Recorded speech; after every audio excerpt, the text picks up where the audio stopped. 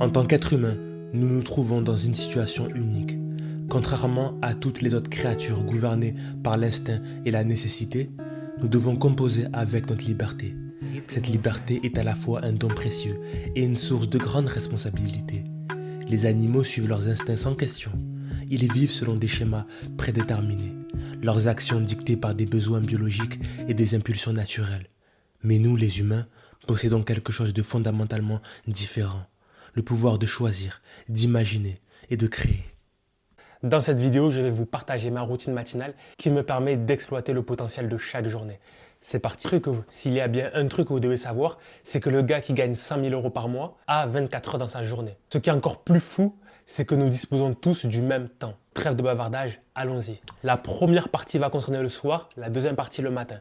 Je ne peux pas parler de routine matinale sans parler du soir. Ce qu'il faut que vous compreniez, c'est que le subconscient, c'est la partie du cerveau qui influence le plus vos résultats et les choix que vous faites tout au long de votre journée. Et donc techniquement, plus vous aurez de contrôle sur votre subconscient, plus vous pourrez diriger vos journées comme vous le souhaitez et techniquement obtenir à terme les résultats, n'importe quel résultat que vous voulez avoir. Donc pour revenir au soir, si vous terminez toutes vos soirées en regardant un film, en allant sur les réseaux sociaux, à scroller sur TikTok, à scroller sur Instagram, à regarder des vidéos de divertissement sur YouTube ou à regarder le journal télévisé, à regarder des infos déprimantes, des infos remplies de négativité ou même à jouer à la console, ben en fait vos matins seront à l'image de vos soirées.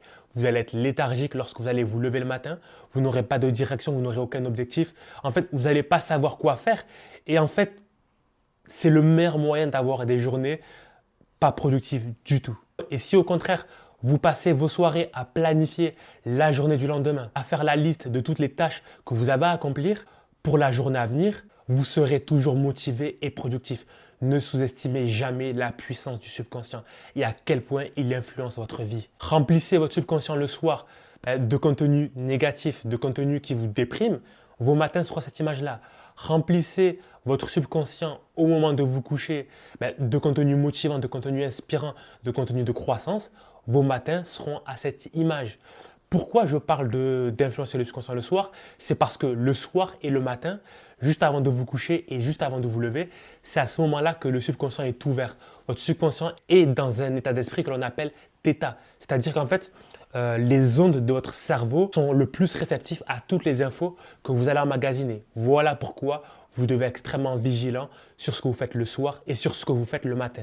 Donc revenons au soir. Donc là maintenant, je vais vous dire étape par étape ce que je fais le soir 1 heure avant de me coucher. La première chose est que je vais faire une liste de tâches pour la journée à venir. Ma liste de tâches est directement corrélée à mes objectifs hebdomadaires qui eux-mêmes sont corrélés à mes objectifs mensuels qui eux-mêmes, vous l'aurez compris, sont corrélés à mes objectifs annuels.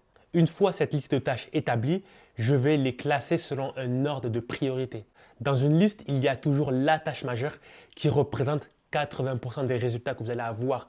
Si cette tâche n'est pas accomplie, il n'y a aucune productivité. À elle seule, comme la loi de Pareto, elle déterminera 80% de votre accomplissement. Une fois la liste de tâches établie, entourez-la, ça sera la tâche que vous devrez absolument faire au moment de vous lever. Puis je vais consacrer 30 minutes à la lecture d'un livre de développement personnel. Là, c'est vraiment selon votre bibliothèque, selon ce que vous avez. Mais bon, un livre de développement personnel qui va vous inspirer et qui va forger votre mental et votre caractère. Et puis les 30 dernières minutes avant de me coucher, je vais allumer mon PC et regarder une vidéo YouTube de motivation, une vidéo YouTube qui va m'inspirer. Ça peut même être un livre audio. Dans tous les cas, c'est vraiment se coucher avec les bonnes vibrations.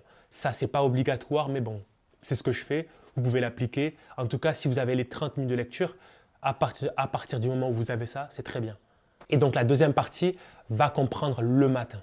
Le matin, qu'est-ce que je vais faire lorsque je me lève? La première chose que je vais faire, c'est une fois que je me suis levé, une fois que le réveil a sonné, il y en a qui arrivent à se lever sans réveil. Moi, personnellement, je n'ai pas besoin de réveil, mais bon, je vais en mettre un dans tous les cas. On ne sait jamais. Une fois que le réveil a sonné, la première chose que je vais faire, c'est me diriger vers la cuisine et boire un grand verre d'eau. Pourquoi est-ce que je vais boire un grand verre d'eau? C'est simplement déjà parce que j'ai passé 8 heures à dormir, donc mon corps il est déshydraté, mais aussi pour vraiment me réveiller. Boire de l'eau va vous réveiller et va vous empêcher d'être léthargique et va vous empêcher justement de vous rendormir. Une fois que j'ai pris un grand verre d'eau, je vais allumer toutes les lumières pour faire comprendre à mon cerveau que c'est le matin, qu'il faut que je me lève et que le sommeil c'est terminé.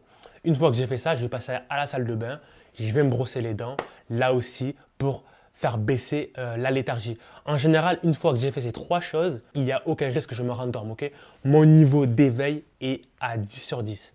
Si vous faites ça, ça sera le cas. En général, ça me prend 10 minutes. Une fois que c'est fait, ce que je vais faire, c'est que je vais aller faire un footing de 25 minutes à l'extérieur. En général, c'est en bas de chez moi, pas loin de chez moi. Et je vais courir pendant 25 minutes. Le premier avantage, c'est non seulement pour des raisons de santé, pour des raisons d'entretien physique, ok, le petit footing pour être en forme physiquement, mais aussi pour envoyer un message à mon cerveau, pour envoyer un message à mon subconscient que ce n'est pas une journée banale, que c'est une journée productive, que c'est une journée où vraiment on va se dépasser, que ce n'est pas une journée où on va se tourner les pouces. C'est extrêmement puissant d'envoyer ces messages très tôt le matin. Une fois que ces 25 minutes de footing ont été faites, 20 minutes. Une fois que ces 25 minutes de footing ont été faites, je vais passer à 20 minutes de lecture. 20 minutes de lecture, pourquoi? La lecture va me permettre de justement me mettre dans cet état d'esprit de croissance. Là, on ne sera pas sur un livre de développement personnel comme je l'ai fait le soir. On va plutôt être sur un livre de business, ok? Un livre en tout cas qui a un rapport avec votre secteur d'activité. Pourquoi lire un livre de business et de développement personnel? Pourquoi est-ce que je vais faire ça? Non seulement ça va me permettre d'aiguiser mes compétences afin d'être toujours bon. Pourquoi est-ce que je vais faire ça? Le but est de développer ma capacité à trouver des idées. Parce que ne l'oublions pas, notre atout principal, c'est notre cerveau. Okay? Pour faire de l'argent, c'est le cerveau. 80% de ce jeu est mental. Et ça va également me permettre d'aiguiser mes compétences techniques. Une fois la lecture terminée, je vais prendre un petit déjeuner léger. Alors, généralement, mes petits déjeuners, ça va être quelque chose de très léger, comme je l'ai dit. En général, ça va être un café, des œufs et un fruit. Pourquoi prendre un petit déjeuner léger? Le but, c'est de ne pas être fatigué, ok, d'avoir quelque chose dans l'estomac. Parce que bien sûr, on a dormi 8 heures. Non plus, il ne faut pas que je sois en digestion toute la journée, en digestion toute la matinée. Si je suis en digestion toute la journée, je n'aurai pas d'énergie et je ne serai pas productif. C'est un détail extrêmement important, l'énergie, ok? Donc, prenez quelque chose de léger, ok? Il ne faut pas que vous soyez en digestion toute la journée. Donc, une fois que le petit déjeuner a été pris, généralement, il se sera écoulé 1 heure depuis le réveil. La routine matinale aura duré 1 heure et pour moi, c'est très bien. Votre routine matinale ne doit pas durer longtemps dans le sens où plus l'écart entre le moment où vous levez et le moment où vous commencez à travailler, il est long, moins vous allez être productif. Pourquoi? Parce qu'il faut que vous compreniez que la motivation va décroître à mesure que le temps passe. Si vous passez la moitié de la matinée à faire votre routine matinale, au moment de travailler, vous ne serez pas motivé du tout. En tout cas, vous ne le serez pas autant que si votre routine matinale aura été courte. Okay? Moi, elle dure 1 heure. Si vous voulez, elle peut durer un petit peu moins, mais il ne faut pas qu'elle soit trop longue. Et donc, pour finir, je vais travailler en suivant la méthode de la tâche la plus importante. Cette tâche-là, c'est vraiment la tâche qui aura le plus d'impact sur la croissance de mon chiffre d'affaires. Là, le but, c'est vraiment de faire de l'argent. Okay? Ce n'est pas de faire des tâches comme faire des logos ou scroller sur TikTok pour trouver de nouvelles idées. Non. Tâche la plus importante pour la croissance du chiffre d'affaires. Point barre. Une fois que ça c'est fait, ok, je vais faire les tâches que j'appelle urgentes. Et les tâches urgentes, ok, c'est les tâches que je ne vais pas remettre à plus tard. Pourquoi? Parce que si je ne les fais pas, elles vont me perturber ma journée et ma semaine, ok. Ça peut être des tâches en termes administratifs, santé, etc. Ok, c'est les tâches que vraiment vous devez vraiment les supprimer pour être tranquille. En général, ça ne va pas me prendre plus d'1 heure, ok.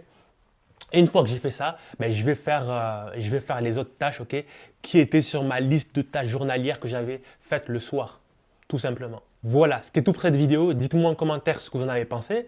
Et dites-moi aussi quelle est pour vous la chose la plus importante pour une routine matinale réussie. Et si vous voulez un récap de cette vidéo au format PDF, je vous invite à cliquer sur le lien en description pour le télécharger, c'est gratuit.